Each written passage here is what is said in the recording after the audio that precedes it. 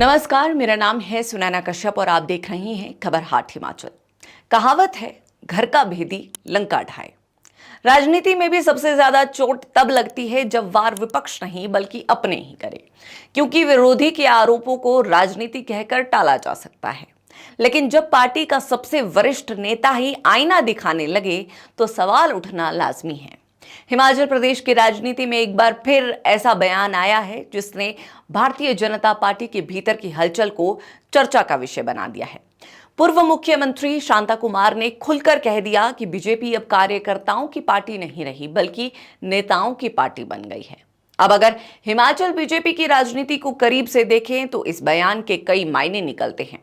सवाल यह है कि क्या शांता कुमार ने केवल कार्यकर्ताओं की पीड़ा व्यक्त की है या फिर उन्होंने उस सच्चाई को सार्वजनिक कर दिया है जिसकी चर्चा लंबे समय से पार्टी के अंदर बंद कमरों में होती रही है।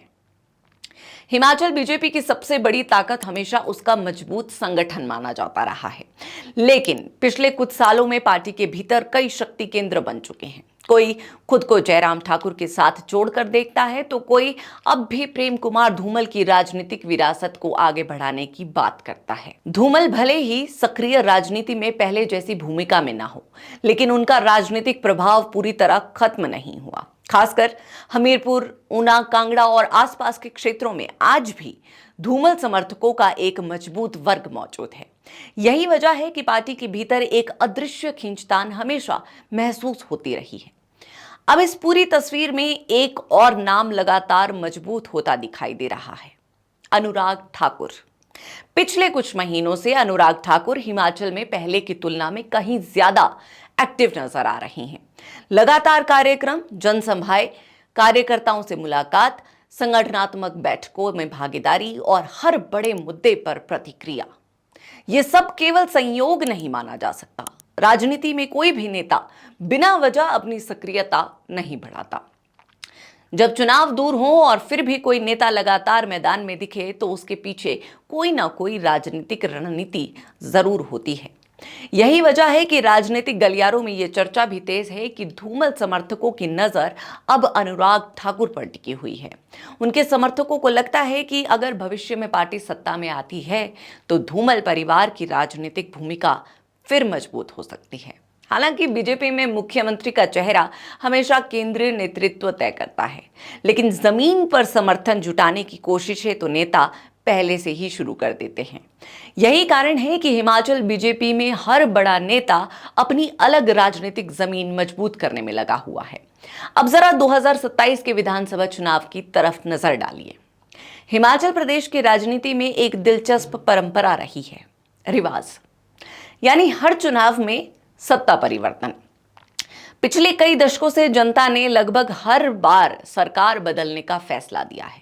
अगर यही रिवाज 2027 में भी कायम रहता है और बीजेपी सत्ता में लौटती है तो सबसे बड़ा सवाल मुख्यमंत्री की कुर्सी को लेकर खड़ा होगा। क्या जयराम ठाकुर दोबारा मुख्यमंत्री बनेंगे? क्या कोई नया चेहरा सामने आएगा?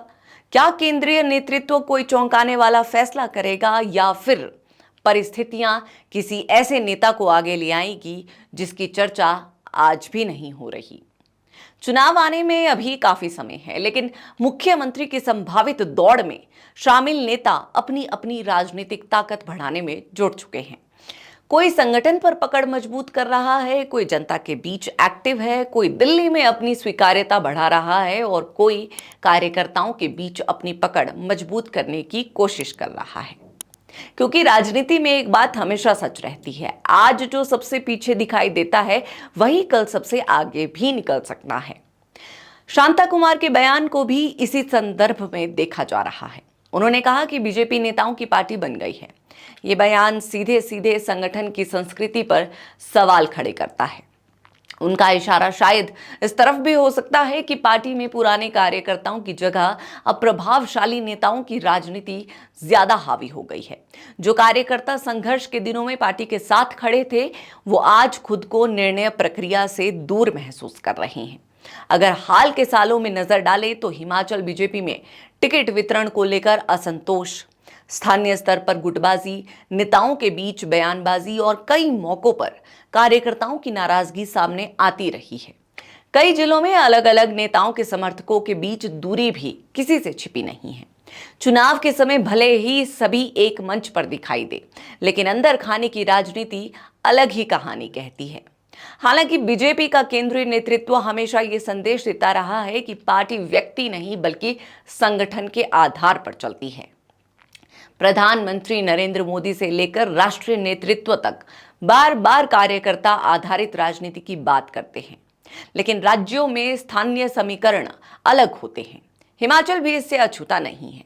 यहाँ क्षेत्रीय संतुलन, जातीय समीकरण, पुराने नेताओं का प्रभाव और व्यक्तिगत राजनीतिक नेटवर्क काफी मायने रखते हैं। इसीलिए संगठन और नेताओं के बीच संतुलन बनाए रखना हमेशा आसान नहीं होता। दिलचस्प बात यह भी है कि शांता कुमार कोई पहली बार ऐसा बयान नहीं दे रहे। वो समय समय पर अपनी ही पार्टी को आईना दिखाते रही हैं। चाहे संगठन की कार्यशैली हो, नैतिक राजनीति की बात हो या सत्ता के प्रति सावधानी बरतने की सलाह, शांता कुमार अक्सर खुलकर अपनी राय रखते हैं। यही वजह है कि उनके बयान को सामान्य राजनीतिक बयान मानकर नजरअंदाज भी नहीं किया जा सकता। यानी शांता कुमार का बयान सिर्फ एक टिप्पणी नहीं बल्कि हिमाचल बीजेपी के भीतर चल रही उस राजनीतिक हलचल की झलक भी है जिसे कार्यकर्ता महसूस करते हैं, नेता समझते हैं, लेकिन सार्वजनिक मंचों पर बहुत कम लोग स्वीकार करते हैं। अब देखना होगा कि पार्टी इस संदेश को केवल एक वरिष्ठ नेता की नाराजगी मानती है या फिर इसे संगठन के लिए एक गंभीर चेतावनी के रूप में लेती है। क्योंकि 2027 अभी दूर जरूर है, लेकिन उसकी तैयारी हर दल और हर नेता ने अभी से शुरू कर दी है। फिलहाल इतना जरूर कहा जा सकता है कि अगर बीजेपी सत्ता की दावेदार बनती है तो उसके भीतर नेतृत्व को लेकर होने वाली चर्चा भी उतनी ही महत्वपूर्ण होगी। यही कारण है कि आज हर बड़ा नेता अपनी राजनीतिक जमीन मजबूत करने में लगा हुआ है, क्योंकि राजनीति में कोई नहीं जानता कि कल किसका समय आ जाए। बहरहाल इस पूरी चर्चा पर आप सभी की क्या राय है, हमें कमेंट सेक्शन में जरूर बताएं और चैनल को सब्सक्राइब करना ना भूलें।